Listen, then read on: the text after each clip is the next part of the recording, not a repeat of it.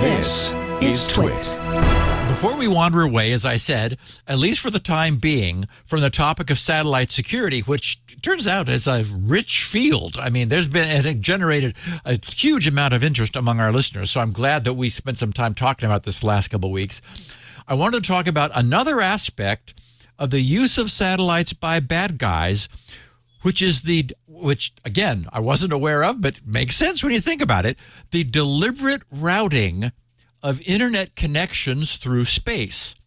This is done as a means of thwarting the persistent efforts by law enforcement to track down, shut down, and sometimes take over the command and control servers and infrastructure, which is being used by the major advanced persistent threat groups. Since it's another thing that we've never explicitly covered, I thought that now, while we're still looking skyward, would be a good time to add this to the growing list of things that we have covered.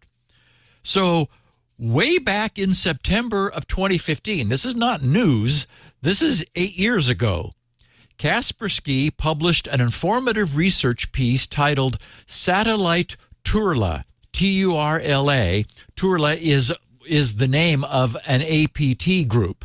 And so their title was Satellite Turla, APT Command and Control in the Sky. What is an APT? Can you... I mean, I know it's a resident infection, yeah? I think the first time we encountered it on the podcast was when one was discovered at Sony Entertainment. Right. And so they were wandering around for months inside the Sony systems. Like a long time. Yeah. Yes. And so that may have been where this notion of, so advanced persistent threat. Advanced obviously means it's not some script kiddie doing, up to nonsense. This is a serious organizational intrusion. Persistent, meaning that, again, it wasn't something that was executed and then died. It established a foothold in some sort of corporate asset, and from there, it then was used for surveillance over some long period of time. We've seen printers, for example, being no one would think of a printer as being a computer, but of course they are, and their firmware is no more secure than anything else, unfortunately, these days. And so we've seen APTs that set up shop in printers, where, as I said, no one thinks to look. Right. And then from there, they're on the network, so they're able to go out and see what's going on. So all of these things need some means of phoning home in order to report the things that they have found, and also, as we'll see, to create a means for allowing the bad guys back in over time. So Kaspersky, in their write-up, stopped short of explaining the detailed network packet flow, but they did provide enough for us to fill in the rest of the technology. So first, I've skipped over some of their warm-up introduction, which would be redundant for our audience, but I want to sort of create the background that they did create, and then we'll figure out how the packet flow works. So Kaspersky said, when you are an APT group, you need to deal with many different problems. One of them, and perhaps the biggest, is the constant seizure and takedown of domains and servers used for command and control. These servers are constantly appropriated by law enforcement or shut down by ISPs. Sometimes they can be used to trace the attackers back to their physical locations. Some of the most advanced threat actors or users of commercial hacking tools have found a solution to the takedown problem: the use of satellite-based internet links. And again, this is in 2015, so this has only matured since then. In the past, Kaspersky wrote, we've seen 3 different actors using such links to mask their operations. The most interesting and unusual of them is the Turla group, also known as Snake or Ouroboros, names which come from its top-class rootkit. The Turla cyber espionage group has been active for more than 8 years, and that was more than 8 years in 2015, and they're still a name that's around. So, they've been at this for a while. Kaspersky said, several papers have been published about the group's operations, but until recently, little information was available about the more unusual aspects of their operations, such as the first stages of infection through watering hole attacks. What makes the Turla Group special is not just the complexity of its tools, which include the Ouroboros rootkit, aka Snake, as well as mechanisms designed to bypass air gaps through multi-stage proxy networks inside LANs, but the exquisite satellite-based command and control mechanism used in the latter stages of the attack. In this blog, we hope to shed more light on the satellite-based command and control mechanisms that APT groups, including the Turla Snake Group, use to control their most important victims. As the use of these mechanisms becomes more popular, it's important for system admins to deploy the correct defense strategies to mitigate such attacks. For IOCs, remember, indications of compromise, see the appendix.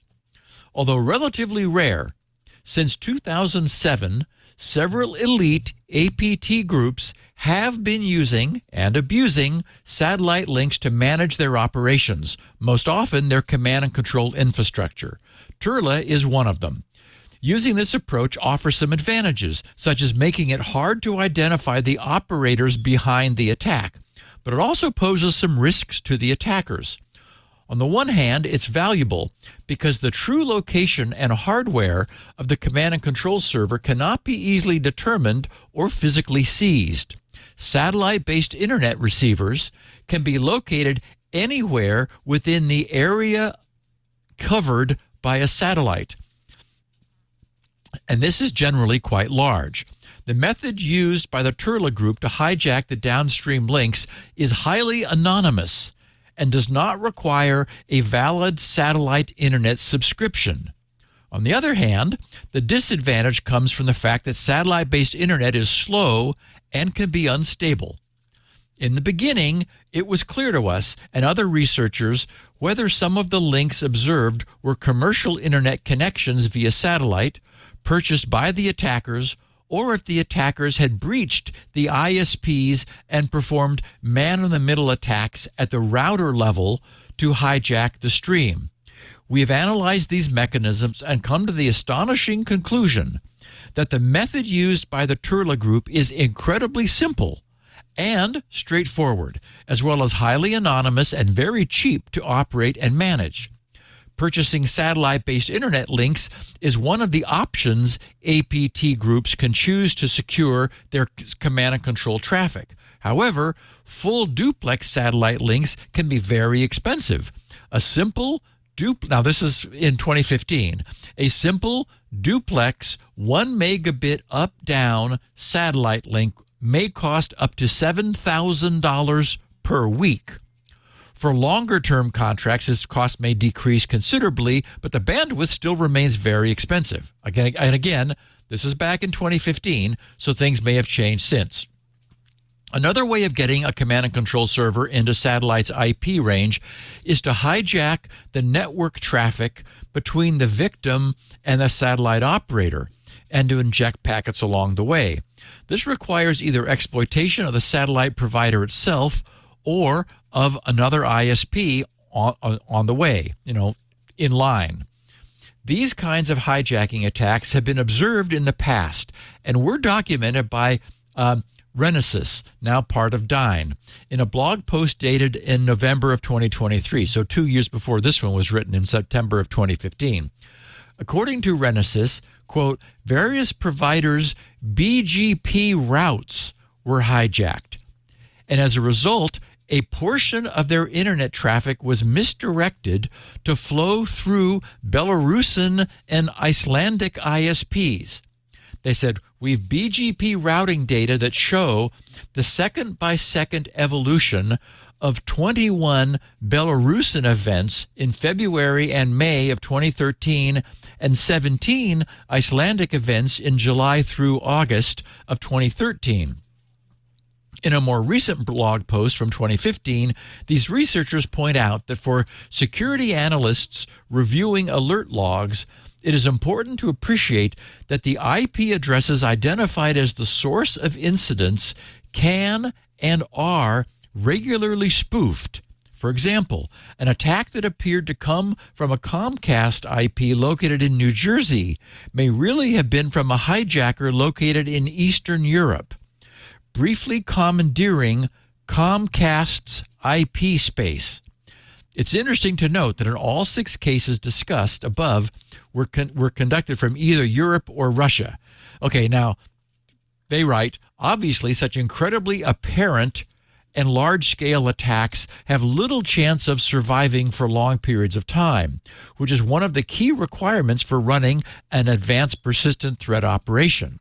It's therefore not feasible to perform the attack through man-in-the-middle traffic hijacking unless the attackers have direct control over some high-traffic network points, such as backbone routers and fiber optics. And, of course, that's unusual, too.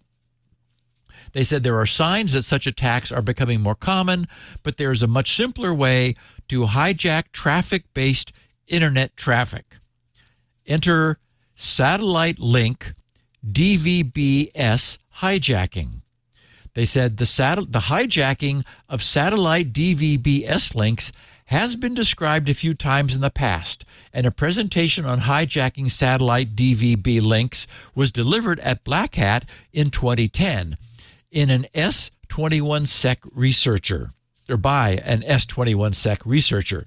So, to hijack satellite DVB-S links, one needs the following: a satellite dish, the size depends on the geographical position and the satellite, a low noise block down converter, typically called an LNB, and that's generally part of the satellite that you get mount on your roof if you're subscribing to Dish Network or whatever.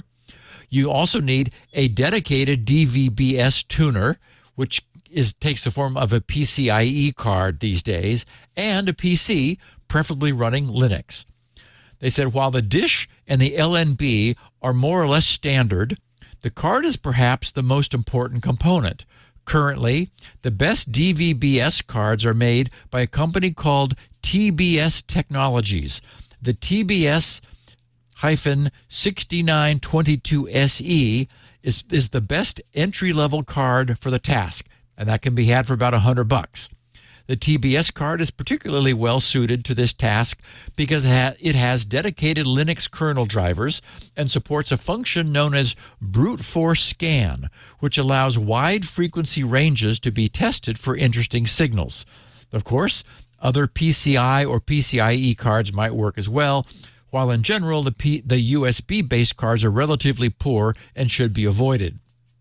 Unlike full duplex satellite-based internet, the downstream-only internet links are used to accelerate internet downloads and are very inexpensive and easy to deploy. They're also inherently insecure and use no encryption to obfuscate the traffic. This creates the possibility for abuse. Okay, so Kaspersky's article, as I said, did not go into any more detail about how this works. They switched to providing tables of IP ranges that had been observed in the past and noted the satellite internet service providers that were using those ranges. But fortunately, we have all the information we need to understand the advantage this gives to anyone who's attempting to hide their command and control server. The key is that these internet communication satellites have extremely broad coverage areas, coupled with the fact that, just like the internet, the IP packet traffic being carried is not itself encrypted. As we know, TCP and UDP are not encrypted protocols. They're just carriers of data that today is typically encrypted. That is, the data they're carrying is encrypted, but they themselves, the actual underlying protocol, is not an encrypted protocol.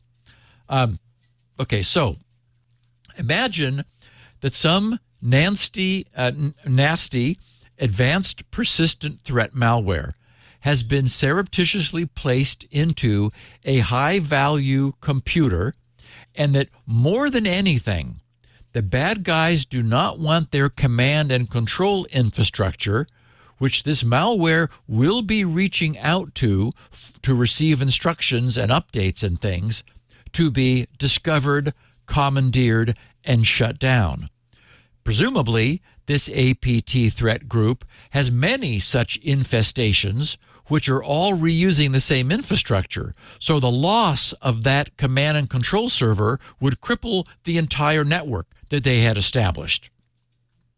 Okay, so they have their APT malware periodically send a UDP packet to the IP of a previously chosen customer, probably a big stable customer of a given satellite-based internet provider.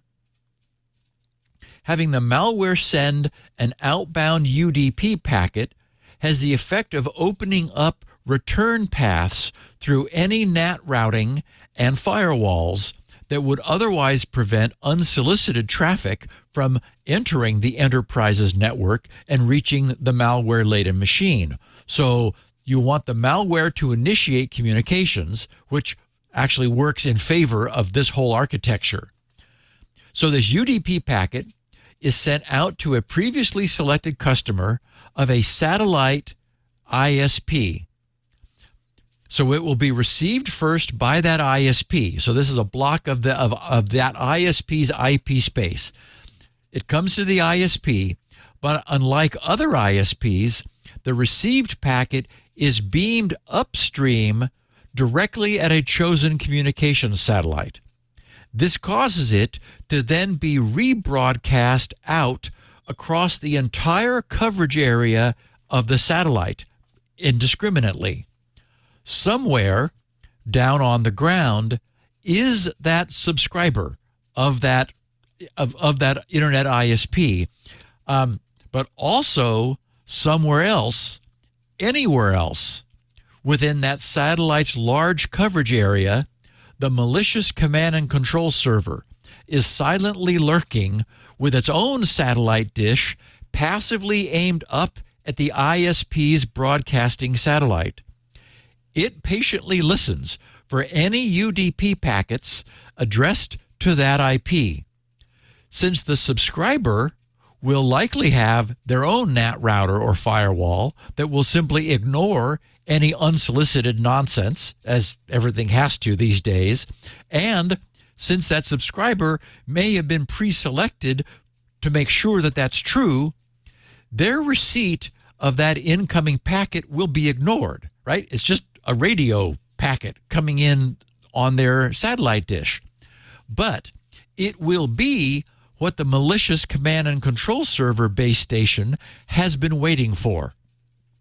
Upon receiving that UDP packet, the base station can reply by sending its own UDP packet via terrestrial ground internet, since there's no need for it to be returned to space, right? It's just an IP packet, so they can drop it on any IP connection and it'll find its way back to the original malware that initiated it. This allows the command and control system to send whatever commands it may wish back to the querying machine. And the traffic doesn't need to only be UDP. It's just sort of easier for this example, but nothing prevents the listening command and control base station from establishing a three-way handshake and bringing up an encrypted TCP connection. The key to the hack is that it's the world's largest air gap. The outbound traffic is being sprayed over a huge geographic area to be picked up by a totally passive satellite dish that there's no way of locating, and it could be anywhere. It could even be mobile within the range of the satellite. And the command and control system's IP address being used is someone else's, not theirs. And so it's an air-gapped, man-in-the-middle traffic interception attack that is going to work and prevent the command and control server from ever being discovered. So, unfortunately, you have to give the bad guys some credit for this hack. It's pretty slick. This episode of Tech Break is brought to you by ACI Learning. 94% of CIOs and CISOs agree that attracting and retaining talent is increasingly critical. You can stay current on your IT skills at ACI. For individuals, use the code TWiT30 for 30% off a standard or premium individual IT Pro membership at go.acilearning.com/twit.